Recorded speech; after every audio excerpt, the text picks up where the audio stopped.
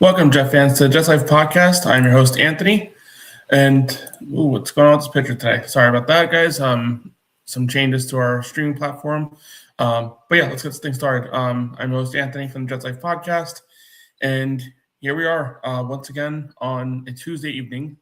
Riding solo today. Dom is out on vacation, enjoying his time with his family. He won't be making it today. So again, it will be me riding solo on this episode today. I'm going to keep it short and sweet. There's not much to talk about, really. I guess we'll get started right off the bat here and talk about this embarrassment of a game. Jets completely mopped up by the New England Patriots. A game that was over from the opening kickoff. It just nothing in this game went right for the Jets, and it was as expected. Patriots are a much higher class at this point in time. Vrabel, obviously, outstanding head coach, got that team turned around. Drake May, one of the favorites for MVP candidate at this point in time. Everything is turned around for the Patriots in a short period of time, and you can't look any further than the head coach at this point in time. Everything draws directly to the job that Mike Vrabel has done, and obviously Drake May and that offensive staff getting him developed in the right direction. He's in year 2, and he's already an MVP finalist. But the Jets sit here, and year after year, we're told, and we're geared towards looking a year or two in the future, looking a year or two out, and it's unfortunate. It's sad. Sorry about that. It's unfortunate. It's sad. This team continues to get themselves. Jeez, yeah. Dying here. I don't know what the hell happened. Got took off fit right before the show started, and here I am choking up. So here we go. I'm good now. Surviving, breathing. We're alive. But yeah, we're continuing to believe as Jet fans that this team is a year or two out, consistently trading away drafted players for more draft capital in the future. And granted that the trade for Sauce, the trade for Quinnen, it was all worth it in the grand scheme of things. We need to move in a different direction. But the fact that we sit here in the end of December, Happy New Year, everyone, by the way. Hope everyone has a safe and happy holidays. And hope your previous holidays, Hanukkah, Christmas, whatever you celebrate, hope all those days were great. Just hope you weren't stuck watching a stupid Jet game that happened on Sunday. But anyway, the nature of this beast is that, again, as a fan base, we're told year in and year out that this team is just a year or two out. Oh, here's all this draft capital. Here's all this hope. All this $100 million in cap space. And the fact of the matter remains that until they figure out the head coach, until they figure out the quarterback, until those two things are figured out and are figured out simultaneously, it's going to be all the same. Nothing's going to change. This team has, year in and year out, just failed at the two most important positions in the entire sport. And, does it come down to Woody Johnson making the wrong calls? Obviously, he's a big part of it. But you will not and you cannot win this league until you find the quarterback and until you find the right coaches to develop that guy. I don't believe those guys are on this team at this moment in time. Do I think Aaron Glenn gets fired? And we can jump right into that at this point in time. Because if you want to talk about this game, happy to respond to any comments. If you have a question, if you have something you want to get off your chest about this game, feel free to leave a comment. I will pop you in here and answer your questions. But the biggest question of all, as you talk about this New York Jets team, is Aaron Glenn at this point in time. The notion that he's safe 100% is one that has some layers to it. He came into this team and believed the roster was better than it was. He came in and during the entire offseason, during training camp, boasted that this team was ready to win now. And unfortunately, at this we look at what this team really is. They're not. They are nowhere near that. They were nowhere near that. Stripping this team of Sauce Gardner and Quinn Williams definitely hurt, but it did not make this team just this abysmal disgrace of a roster that we are seeing every week over the last month of the season. Did it help? Obviously not. It's no help at all. But the problems on this team stem a lot more than a defensive tackle and a corner that got traded midway through the season. They were 0-7 before those trades happened. They got their first win of the season with Sauce Gardner off the field. The defensive play calling has been abysmal. Aaron Glenn was brought here as the defensive coordinator of the Detroit Lions. Although he's been hands-off on the defensive side of the ball, he's trying to be a CEO-type head coach. Well, you're still responsible for the defense and the lack thereof at this point in time. And for him to just continue to roll with Steve Wilks for as long as he did and allow Steve Wilks to continue to run that operation to the ground speaks to the fact that he did not have his hand and his pulse on that defense as much as he should have. You know, he was brought in here for what he did in Detroit as a defensive coordinator. He was able to get the most out of a team that, let's be honest, was acquiring players primarily on the offense side of the ball through the draft. Yes, they did go out and get Hutchinson. They did go out and get Jack Campbell as first-round picks for him in back-to-back drafts. But primarily, they were focused primarily on, improving that offense. Because let's be real, I mean, to win this league, figure out the offense, defense we figured out, in due time. It's not that much of an issue there. But again, I just continue to look at this and how in the world you hire a defensive-minded coach and you just sit there and accept the fact that this defense is beyond horrible. Just allowing the Patriots to walk into that stadium and just walk up and down the field. Then they score the first five possessions. They score touchdowns. I mean, the jokes write themselves about this team. And again, do I believe his job is 100% safe? I think by all accounts, it sounds like that's more or less the case. I know that there's a report out there by a Armando Salguero that his job is not safe. I hope you're right. I hope this is another one and done situation. It really should be. It just there's nothing about what he's doing that makes me feel like this team is moving in the right direction. It's just a complete disaster.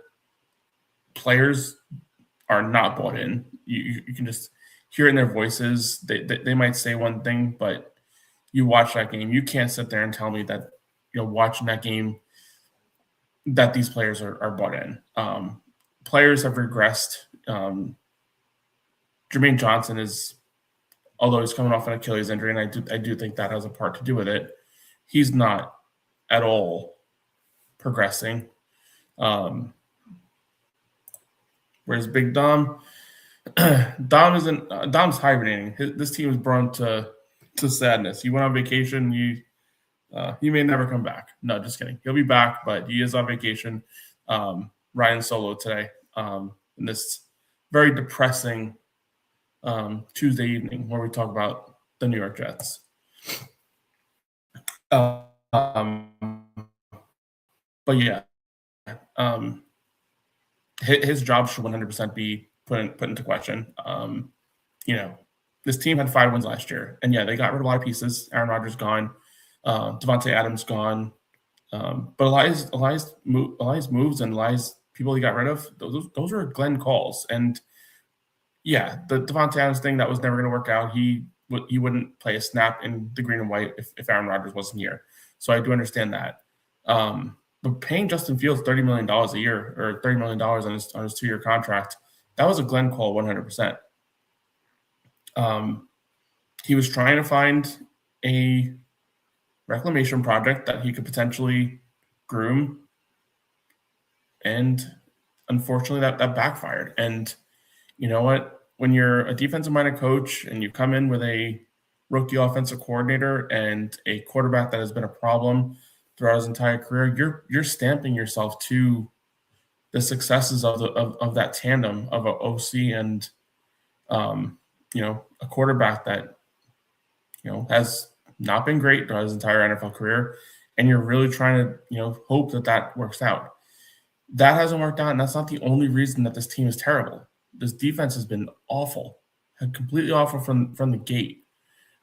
Justin Fields' best game was Week 1, and it was a game that we lost because his defense could not stop Aaron Rodgers, allowing 4 touchdowns in that game. And yeah, Rodgers has been okay. He's got Steelers on the brink of a potential AFC North championship and a playoff appearance. Yeah, that's great, but they're also 8 wins, 9 wins, whatever they have at this point in time. So it's not like he's running away with anything here. But yeah, it's 100% at this point in time. Glenn should be questioned for his job. I think if we put a meter to it, I do think that the Jets believe that this roster was just so bad, internally at least. They believe this roster is so bad that, stripping it down to its nuts and bolts was the right thing to do, and acquire this draft capital and hope that Glenn builds it in his image. And you know what? That might be the thing that fixes us all. I would tell you today, there's more likely that Aaron Glenn is probably one of the first coaches fired next season if this thing starts off 0-5, 0-6. If he's still employed, he could very well be the first head coach fired in what could be a disastrous type of season. If they don't figure out the quarterback and that quarterback doesn't come in right away and produce some wins, you're immediately going to look at the coach at that point, because you only get so many years of trying to get this thing turned around. And he's going to have a lot of draft capital, obviously, 4 picks in the first 2 rounds to shape this team up. In his image, he's going to have $100 million in cap space, $150 million the following year. So they're obviously going to use some of that to try and lure in some free agents, as they should. You just don't want to see a situation where this team goes out there and does silly things to try and make this team better, and obviously hamper things for the future. Because at this point in time, all you're really looking for is what this team can try and build to get something moving in the right direction. Because it's just one season after another, we're just losing time, losing fans. Let's be real, 15 years without a playoff appearance. It's embarrassing. If you're a kid in high school this year, you probably have never seen the Jets in a playoff game. That's just the way it is. So you're losing generations of fans because you just cannot figure it out. Cannot figure out what it takes to put together a team that can even accidentally get you to 8 or 9 wins. They had one season over this entire tenure of 9 wins or 10 wins, whatever they got to, with Ryan Fitzpatrick and missing the playoffs in that last game of the season, losing to the Bills. Yeah, it's unfortunate to just keep saying the same thing every season, every single year, in hopes that this team finally gets it right. I'm sick and tired of some people in this fan base getting all happy and crazy that we fleeced another team in a trade. You know who's the team that we fleeced in a trade? The Seattle Seahawks. In 2020, when we traded away Jamal Adams to the Seahawks. Yeah, we fleeced them. We got a lot. We got so much in that trade. But guess what all that resulted in? Absolutely nothing. Yes, we got Garrett Wilson. Yes, we got Sauce Gardner. Yes, we got Breece Hall, Jermaine Johnson, Elijah Vera Tucker, whatever. The list goes on and on. We got a lot of players for that. Some of those players are gone already, other places. Some of them players have just been injured way too much to be on the field. So we got no benefits there. And look what's happened on the other side for Seattle. They're the number 1 seed in the NFC. After all that time, time of us boasting about how badly we fleeced Seattle. And yeah, it's not because of Jamal Adams, but it's because of infrastructure. They figured it out. They made a mistake. Yeah, Jamal Adams was not the right call. They paid him, got out of that contract, and they turned things around. And they're the best team in the NFC right now, as we stand at this point in time. They can clinch the number 1 seed next week if they beat the 49ers, I believe they play. Think they give a shit about who we have? Garrett Wilson? They have Jackson Smith and Jigba. It's just embarrassing that, and we're doing it again. We're doing it again about the Colts. Yeah, and that Colts pick looks outstanding now.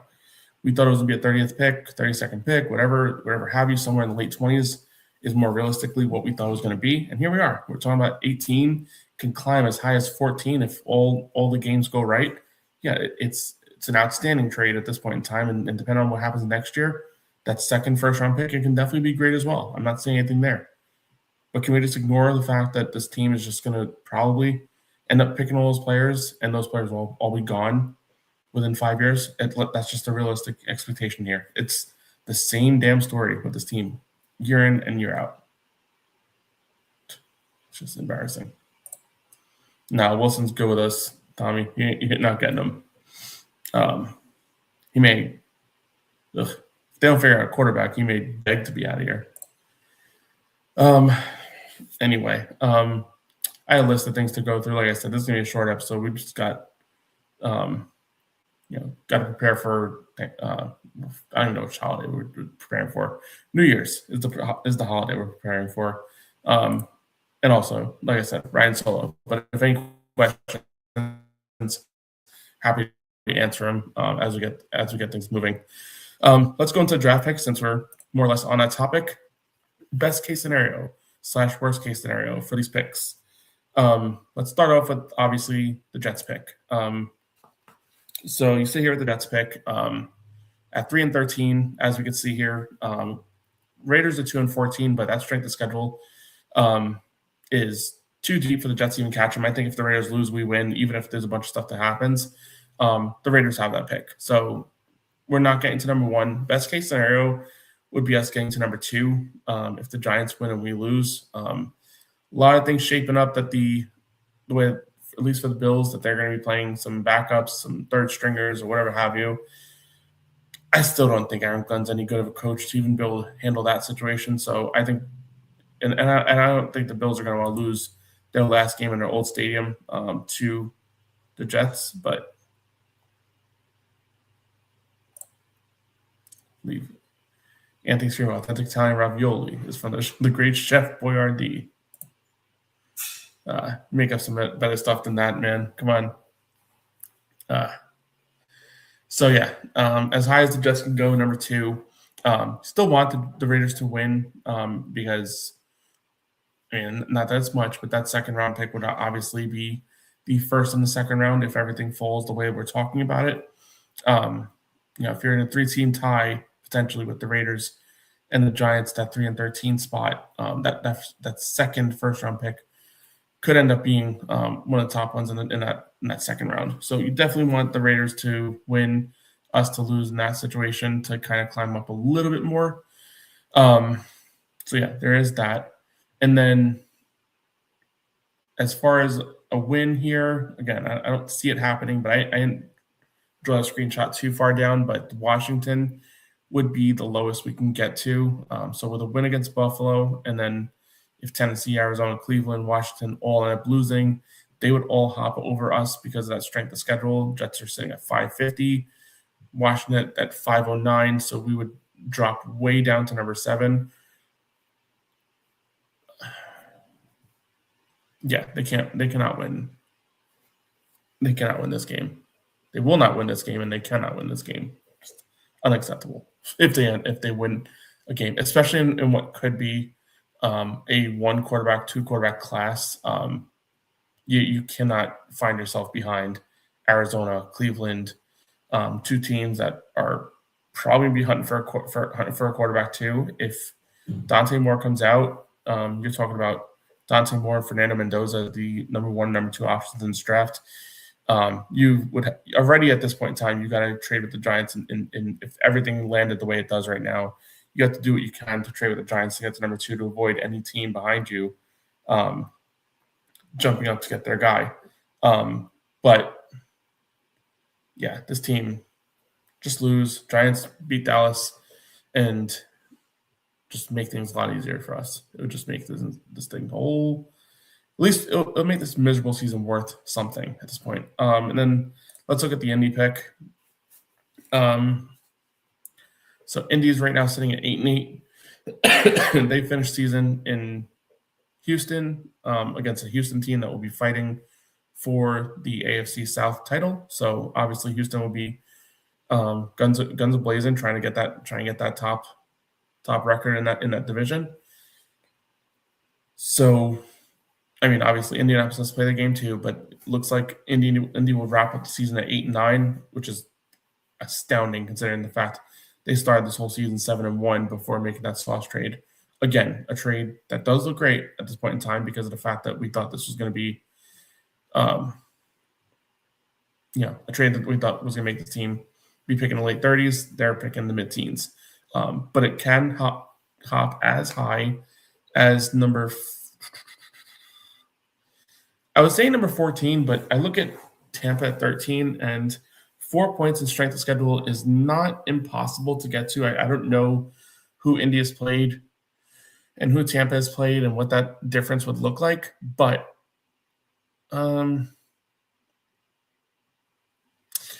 actually, no, I think Carolina has a much worse strength of schedule, so I think it still remains at the highest that pick can go is 14. So I'll leave it at that. I'll let someone prove me wrong, but I think 14 will be the landing spot for that pick. So you're talking about the Jets getting that Indy pick. A Dallas win will move Dallas to 8-8-1. That would be obviously a better record than 8-9 because you have that tie in there. Detroit moving to 9-8, Baltimore moving to 9-8, Minnesota moving to 9-8. All those teams winning would move that Indy pick ahead of all those teams. That Dallas one, I would live in such a happy world if that Dallas one stays at 14 in this scenario, because that would probably mean that Dallas lost to the Giants and that Giants pick moves down to whatever it moves down to, and the Jets move up to number 2. So yeah, in a perfect world, the Jets pick lands at number 2 when the Giants win over Dallas, and the Indy pick moves all the way up to number 15. That is, at this point in time, best case scenario for this draft. And you know what? If that happens, Dante Moore declares, you're living in a world where you're going to get one of Dante Moore or Fernando Mendoza, depending on who the Raiders decide to go with. And then you're going to have your full slate of 4 first-round picks after picking your quarterback between this year and next year. Your full slate of 3 second-round picks, 2 this year, 1 next year. You're going to have a full slate of picks, 8 picks in these 2 drafts to be able to get whatever player you want in all those positions. And chances are you're not making all those selections. You may trade for players. You may trade up in certain situations if a player continues to fall. This year would probably be the year I would say to do that, because you're already thinking as a team that you probably have to trade up for a quarterback anyway. But if you can get yourself in a situation where you take that Indy pick, whether it be at 18 or 15 or whatever have you, taking that Indy pick and maybe setting a second-round pick to get yourself into the top 10 again for a receiver if they fall. I mean, that's just playing chess while other teams are playing checkers potentially in that situation. But again, depends who's calling the shots. They might just sit there and say, hey, we have a bright opportunity here. The fact that we're just sitting here with all this draft capital, let's just make all these picks. We have so many damn holes, we got to fill them all. And I do respect that and understand that thought process. But that's the nature there. And obviously the lowest Indy pick can go is where they're at right now, 18. They're eliminated from playoff contention, and the lowest a non-playoff pick can go is number 18. So we are sitting in the worst case scenario with the Indy pick, but there's a much better scenario where that pick can climb, and hopefully it does. Got Baltimore. Well, actually, let's look at Baltimore. Baltimore's at 8-8. Steelers at 9-7. Yeah, no, we're good there. I was wondering if Baltimore wins.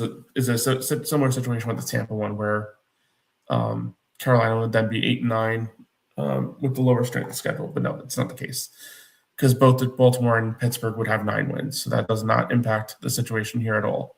So yes, we're sitting in a world where we can be picking 2 and 15 and in a position to get a quarterback of our choice and potentially a star receiver to go with him. I'm looking at like mock drafts here, and I mean, right now they have Mekhi Lemon at 18. I think if the Jets even had pick 15, you're still going Mekhi Lemon at that spot. Maybe they get cute and try and go defense there and try to address wide receiver in the second round, or maybe address wide receiver in 2027. I'm fine with that as well. But we'll see. I mean, obviously, there's a lot of time now between now and the draft to even worry about stuff like that. But anyway, since we're talking about Dante Moore, I looked into this a little bit earlier today. So obviously, Dante Moore it's been noted that he's not made his decision final at this point in time. He's still weighing his options. He is still in the college football playoffs. So as a player in the college football playoffs, he will have until January 23rd to make his decision on whether or not he's going to return to college or not. So we'll know roughly 25 days from now, roughly, if you count today, whether or not Dante Moore is going to be in this draft. And again, if you're a Jet fan, you are hoping that he's in there because you're not getting Mendoza at this point in time. If Dante Moore comes out, Raiders might go Dante Moore. They might go Fernando Mendoza, and that will leave the other option for you in a potential trade-up with the Giants as we stand right now. Hopefully that's not the case. Hopefully we're sitting here having this conversation in, 5 days from now, and the Jets are sitting at number 2, and our lives are so much easier because all we need to do is just sit there and hope that Dante Moore comes out and we make that pick. But we will see. A lot of good stuff in Dante Moore's tape. Let's just hope that he puts together at least a decent showing in his college football playoffs. I think that's the only thing that could potentially impact him wanting to come out is if he puts together a poor showing in this college football playoff and thinks he can benefit by staying back another year. Thing about that is, if he comes out this year, teams are going to pick him 1 or 2. That's just the way it is. How much better can it really get for you? Obviously, additional experience can help. I'm not going to sit here and say that, certain players couldn't have benefited from staying another year in college. But typically, you're trying to stay an extra year in college to improve your draft stock. How much better can your draft stock get than second pick in the draft, especially next year where Arch Manning's going to come out, Julian Sand's going to come out, possibly Lenore Sellers if he can turn things around. He's a player that a lot of teams still have a lot of hope for, that he can turn into something special. I think Dante Moore, regardless of the top 5 pick, I'm not sitting here saying that that's not going to be the case, but come out this year, get yourself one step closer to that big-time bag of $1 bajillion for quarterbacks when they sign that second contract. Get a year under your belt, get yourself set up for some success, and see where it goes. But right now, stat for stat, he's not that far off from Mendoza. Mendoza has about 3,000 passing yards on the season. He's right there with him. 33 touchdowns, 28. Mendoza's interceptions, 6 to 8. So he's got that. Completion percentage is right in line. I mean, Dante Moore is every bit of, as good, or in some cases, people believe better. I personally like Mendoza better than Moore, but different people argue that case one way or the other. But Dante Moore is not the Zach Wilson in a Trevor Lawrence draft. This is not the same type of situation. So Jets can get themselves to number 2. If Dante Moore comes out, you're still staying there with a potential quarterback of the future, franchise quarterback type of player that you can pick right there and continue to build around him. Just Dante Moore's got to make our lives a little bit easier and just make that decision and make it come out, get your NFL career started. And hopefully the Jets have the coaching staff around him to be able to get the best out of him. If it's this cast of characters, I'm not sure if you're going to get the best out of any player at this point in time. But we'll see. I've been wrong plenty of times. Hopefully I'm wrong about this one. But if you ask me today, I just don't see a situation where